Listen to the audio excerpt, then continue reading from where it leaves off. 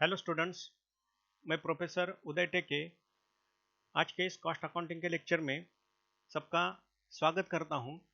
आज के इस लेक्चर में how to prepare cost sheet यानी कि कॉस्ट शीट हम कैसे तैयार करते हैं उसके बारे में डिस्कशन करेंगे। इसके लिए हमने यहाँ एक एग्जाम्पल लिया है। क्या है ये example? Prepare a statement of cost from the following trading and profit and loss account for the year ending 31st March 2019। तो ये trading and profit and loss account है 31st मार्च 2019 को खत्म होने वाला, जिससे हमें ये जो स्टेटमेंट ऑफ कॉस्ट है वो क्या करनी है, तैयार करनी है। यानी कि कॉस्ट शीट हमें यहाँ तैयार करना है। तो दो पार्ट है। पहला पार्ट है ट्रेडिंग अकाउंट का, ग्रॉस प्रॉफिट तक जो पार्ट रहता है वो ट्रेडिंग अकाउंट का, और जो नेक्स्ट पार्ट है जो नेट प्रॉफिट हमें शो होता है वहां तक का जो पार्ट है वो है प्रॉफिट एंड लॉस अकाउंट का। तो उसमें ट्रेडिंग अकाउंट में ओपनिंग स्टॉक है, रॉ मटेरियल का, फिनिश्ड स्टॉक गुड्स है, परचेसेस है, कॉस्ट ऑफ मोल्ड्स है यानी कि जो साँचे वगैरह रहते हैं प्रोडक्शन प्रोसेस में यूज किए जाते हैं उसकी एक कॉस्ट है, सैलरी ऑफ फैक्ट्री मैनेजर है, डिप्रिसिएशन ऑफ मशीन है, सेल्स है, क्लोजिंग स्टॉक है, और ये फिनिश्ड गुड्स का स्टॉक क्लोजिंग में है। और ग्रॉस प्रॉफिट कितना हुआ है 63,200 का। और उसमें से ये एक्सपेंडिचर या एक्सपेंसेस हुए हैं जिसमें ऑफिस सैलरी है, सेल्समैन सैलरी है, इंश्योरेंस ऑफ ऑफिस बिल्डिंग है, गोडाउन एक्सपेंसेस है, डायरेक्टर फीस है, टेलीफोन चार्जेस है, शोरूम एक्सपेंसेस है, डिलीवरी वैन एक्सपेंसेस है, प्रीलिमिनरी एक्सपेंसेस है, इंटरेस्ट ऑन डिबेंचर्स है और मार्केट रिसर्च एक्सपेंडिचर है। और इनकम में इंटरेस्ट फ्रॉम बैंक है, डिविडेंड रिसीव हुआ है और रेंट रिसीव हुआ है। सो ये फिनेंशियल डेटा है। सो इस डेटा के आधार पर हमें क्या तैयार करनी है, ये जो स्टेटमेंट ऑफ कॉस्ट है वो तैयार करना है। और वो स्टेटमेंट ऑफ कॉस्ट शीट कैसे हम तैयार करेंगे इसके बारे में अब ये प्रॉब्लम सॉल्व करके देखेंगे। जब हमने कॉस्ट शीट का लेक्चर किया तब हमने देखा कि कॉस्ट शीट में चार कंपोनेंट इंपॉर्टेंट होते हैं।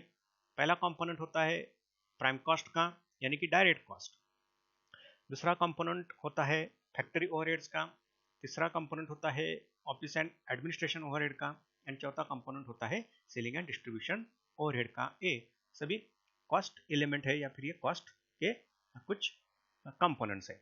ये जो प्राइम कॉस्ट है उस प्राइम कॉस्ट में तीन कॉस्ट आती है। पहली कॉस्ट होती है डायरेक्ट मटेरियल कंज्यूम की, दूसरी कॉस्ट होती है डायरेक्ट मटेरियल की, और तीसरी कॉस्ट होती है डायरेक्ट लेबर की। सो इन तीनों को हम प्राइम कॉस्ट कहते हैं। और उस प्राइम कॉस्ट में हम फैक्ट्री ओवरहेड्स ऐड करते हैं। फैक्ट्री ओवरहेड्स ऐड करने के बाद जो फिगर मिलती है उसको फैक्ट्री कॉस्ट कहा जाता है। उस फैक्ट्री कॉस्ट में हम office and administration overhead add करते हैं। वो ऐड करने के बाद जो फिगर मिलती है उसको कॉस्ट ऑफ प्रोडक्शन कहा जाता है। और कॉस्ट ऑफ प्रोडक्शन में हम selling and distribution overheads add करते हैं, और जो फिगर मिलती है उसको कॉस्ट ऑफ सेल्स या फिर टोटल कॉस्ट कहा जाता है। और उस टोटल कॉस्ट का कंपैरिजन हम सेल्स के वॉल्यूम से करते हैं, और जो डिफरेंस होता है कॉस्ट ऑफ सेल्स या फिर टोटल कॉस्ट, उसमें से जो डिफरेंस है सेल्स और कॉस्ट ऑफ सेल्स में, उसको प्रॉफिट या फिर लॉस कहा जाता है। सो ए कॉस्ट शीट में जो कंपोनेंट हमें राइट डाउन करने पड़ते हैं वो कंपोनेंट हमने देखे। अब एक्चुअल में ये जो डेटा है वो डेटा हम देखकर ये कॉस्ट शीट हम क्या करेंगे, तैयार करेंगे। तो पहले हमें जो मटेरियल है यूज किया है यानी कि डायरेक्ट मटेरियल, उसको हमें यहाँ क्या करेगा करना पड़ेगा, काउंट करना पड़ेगा।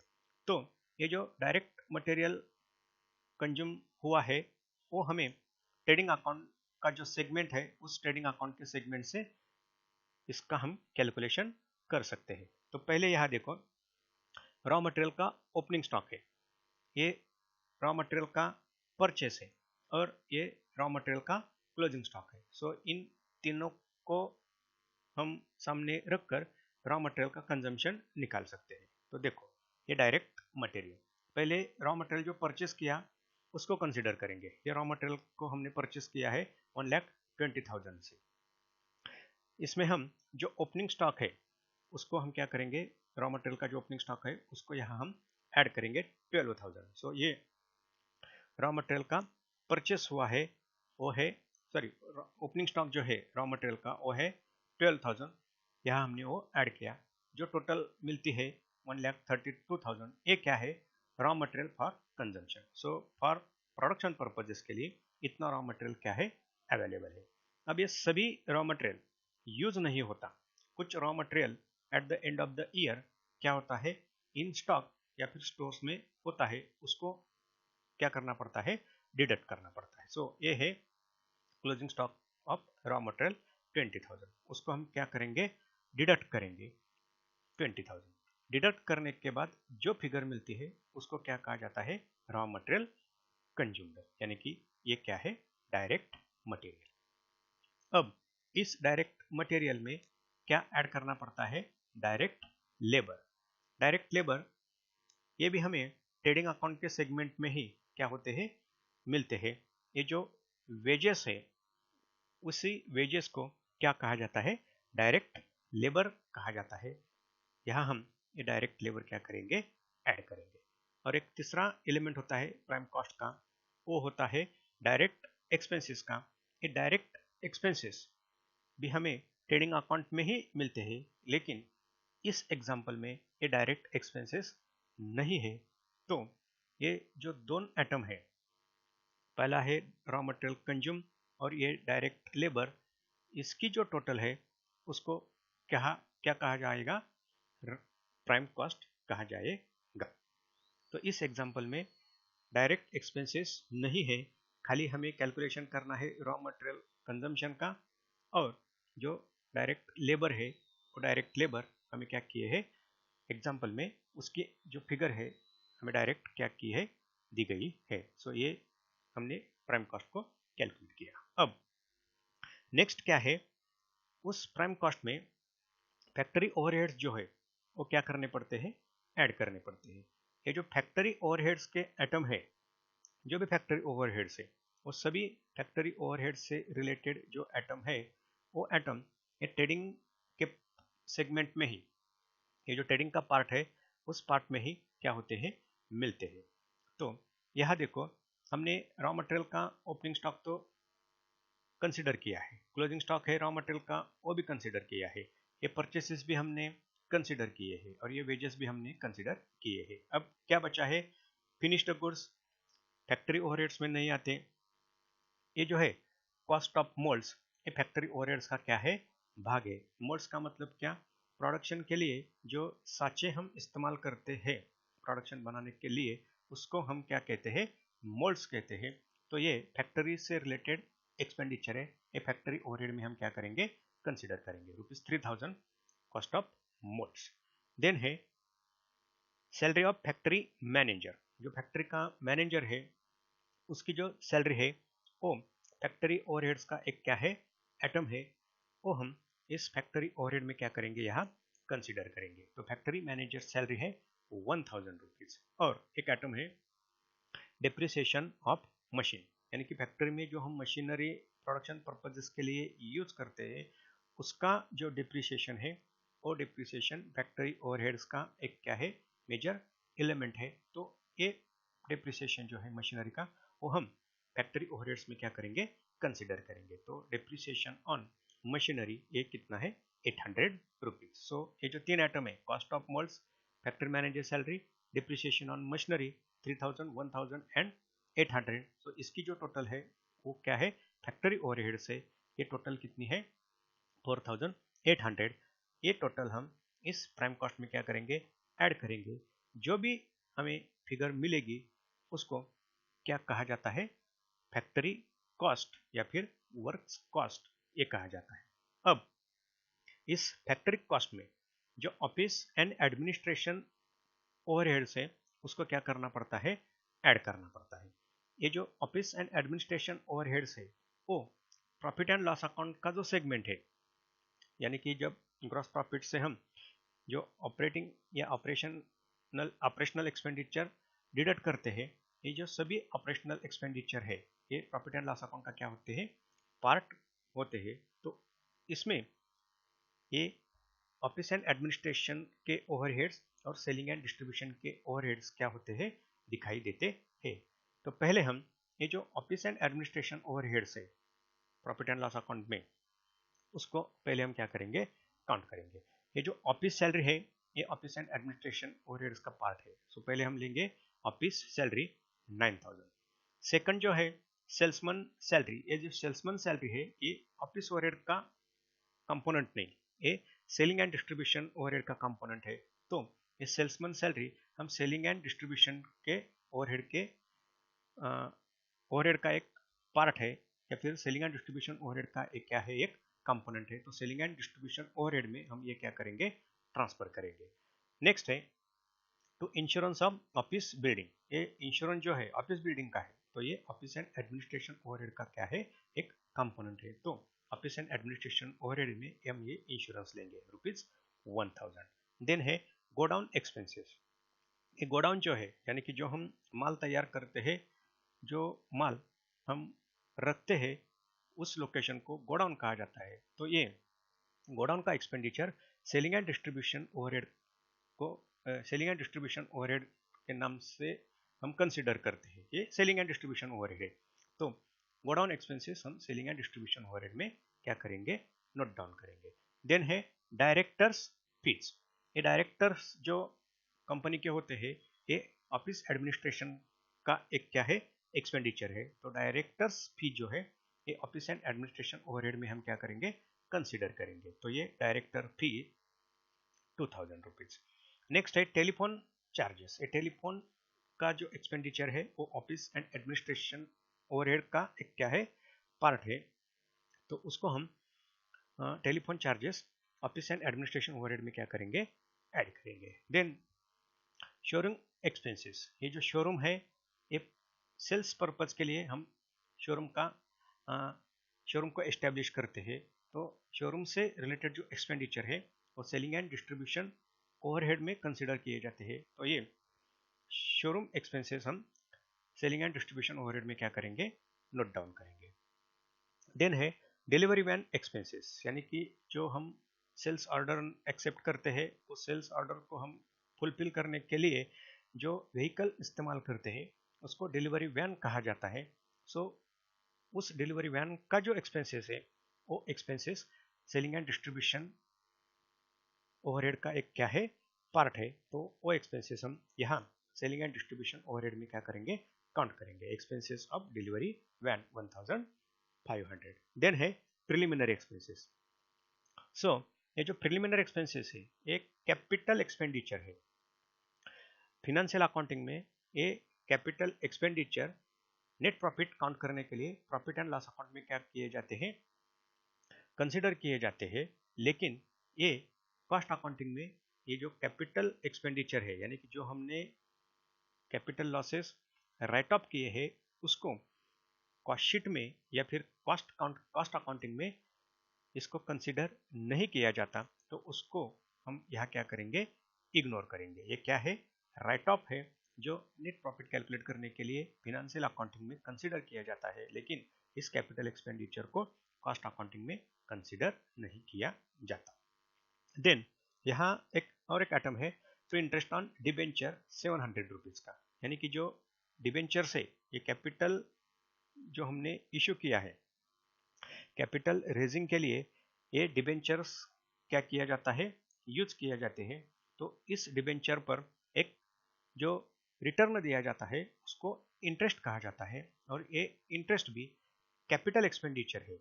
सो कॉस्ट अकाउंटिंग में ये जो इंटरेस्ट है डिबेंचर के ऊपर जो पेड किया है कॉस्ट अकाउंटिंग में इसको कंसिडर नहीं किया जाता।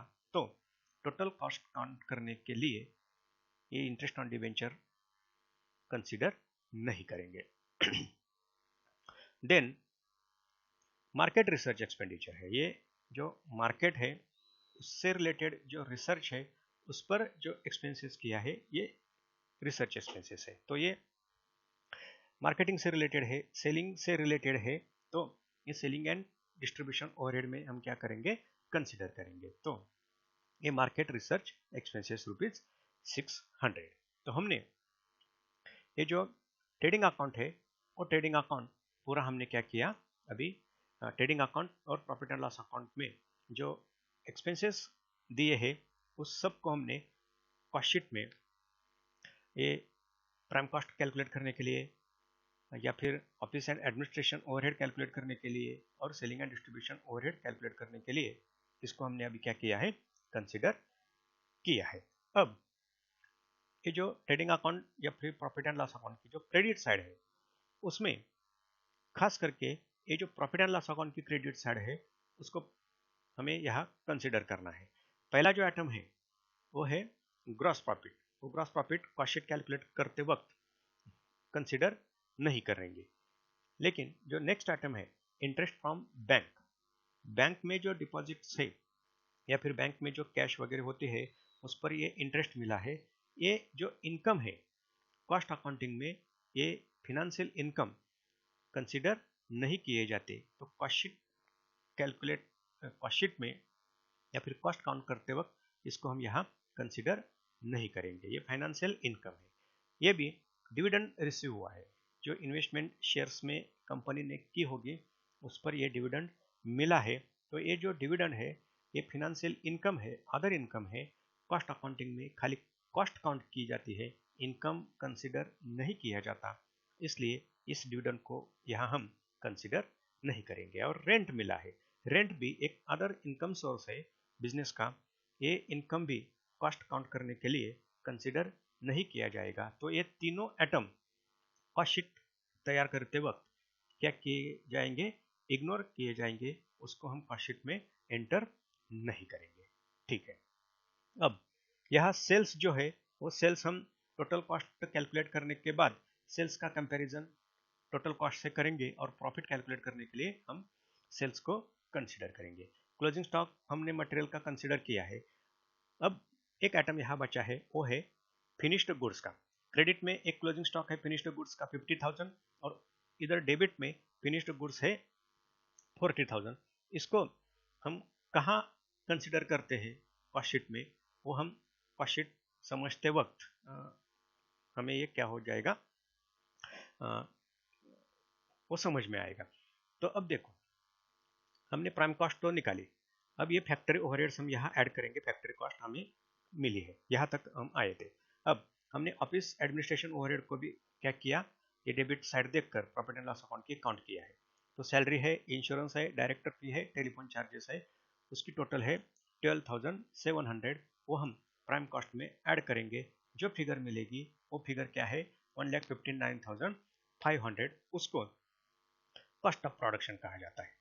ये जो कॉस्ट ऑफ प्रोडक्शन है उस कॉस्ट ऑफ प्रोडक्शन में क्या करना पड़ता है, अगर फिनिश्ड गुड्स है ओपनिंग में और फिनिश्ड गुड्स है क्लोजिंग में, तो उस फिनिश्ड गुड्स ओपनिंग का और फिनिश्ड गुड्स क्लोजिंग का यहाँ हमें क्या करना पड़ता है, एडजस्ट करना पड़ता है। तो कॉस्ट ऑफ प्रोडक्शन में हम पहले जो ओपनिंग स्टॉक है फिनिश्ड गुड्स का 40,000 का वो क्या करेंगे, ऐड करेंगे। ऐड करने के बाद जो फिगर मिलती है उसको क्या कहा जाता है 1 लाख। वो जो फिगर है वो फिगर कितनी है 1,99,500।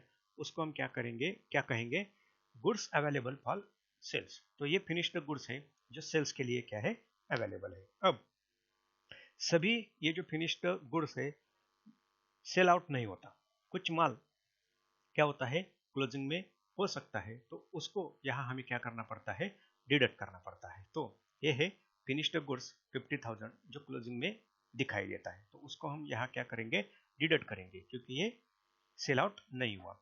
तो जो फिगर मिलेगी वो फिगर कितनी होगी 1,49,500। तो उसको क्या कहा जाएगा, कॉस्ट ऑफ गुड्स सोल्ड। तो ये माल हमने क्या किया, बेचा। अगर ये फिनिश्ड स्टॉक डेटा में अगर हमें नहीं दिए, यानी कि एग्जांपल में, तो ये जो कॉस्ट ऑफ प्रोडक्शन है सभी कॉस्ट ऑफ प्रोडक्शन को हम क्या कहेंगे, कॉस्ट ऑफ गुड्स सोल्ड कहेंगे। कभी कभी एग्जांपल में हमें वर्क इन प्रोग्रेस एक आइटम दिया जाता है, ओपनिंग का वर्क इन प्रोग्रेस होता है, क्लोजिंग का वर्क इन प्रोग्रेस होता है। इस एग्जांपल में ये वर्क इन प्रोग्रेस नहीं दिया, लेकिन अगर वर्क इन प्रोग्रेस एग्जांपल में दिया होगा तो उसकी ट्रीटमेंट कॉस्ट शीट में कैसे दी जाती है, की जाती है। ये जो फैक्ट्री ओवरहेड्स है फैक्ट्री ओवरहेड्स काउंट करने के बाद जो ओपनिंग वर्क इन प्रोग्रेस है वो यहाँ क्या करते हैं, ऐड किए जाते हैं। जो फिगर आती है उस फिगर में से जो क्लोजिंग वर्क इन प्रोग्रेस है वो लेस की जाती है, और जो फिगर मिलती है उसको क्या कहा जाता है, फैक्ट्री कॉस्ट कहा जाता है। तो ये बात वर्क इन प्रोग्रेस के बारे में क्या है, इम्पोर्टेंट है, वो ध्यान में रखना यहाँ जरूरी है। अब देखो, कॉस्ट ऑफ गुड्स सोल्ड तो हमें मिली 1,49,500। इसमें क्या ऐड होगा, सेलिंग एंड डिस्ट्रीब्यूशन ओवरहेड्स के जो आइटम्स है, जो सेलिंग एंड डिस्ट्रीब्यूशन ओवरहेड से ऐड करेंगे। तो हमने ये सेलिंग एंड डिस्ट्रीब्यूशन क्या किए हैं, काउंट किए हैं। सेल्समैन सैलरी है, गोडाउन एक्सपेंसेस है, शोरूम एक्सपेंसेस है, एक्सपेंसेस ऑफ डिलीवरी वैन है, मार्केट रिसर्च एक्सपेंडिचर है, उसकी टोटल कितनी है 10,100। ये 10,100 हम इस कॉस्ट ऑफ गुड्स सोल्ड में ऐड करेंगे। जो फिगर मिलेगी वो फिगर है 1,59,600। उस फिगर को क्या कहा जाता है, कॉस्ट ऑफ सेल्स या फिर टोटल कॉस्ट कहा जाता है। तो ये हो गई टोटल कॉस्ट। इस टोटल कॉस्ट का कंपैरिजन हम सेल्स फिगर से करेंगे। तो ये सेल्स कितना है, ₹2 लाख की ये सेल्स अमाउंट है। तो ये है सेल्स ₹2 लाख। यहाँ लास्ट में कॉस्ट शीट में हमें वो क्या करनी पड़ती है, नोट डाउन करनी पड़ती है। और ये सेल्स फिगर और ये कॉस्ट ऑफ सेल्स, अगर कॉस्ट ऑफ सेल्स से सेल्स फिगर ज़्यादा है देन जो डिफरेंस है उसको क्या कहा जाएगा, प्रॉफिट कहा जाएगा। तो यहाँ ये ज़्यादा है तो क्या होगा, यहाँ प्रॉफिट होगा। अगर सेल्स फिगर कम है कॉस्ट ऑफ सेल्स से तो प्रॉफिट नहीं होगा, उसको क्या कहा जाएगा, लॉस कहा जाएगा।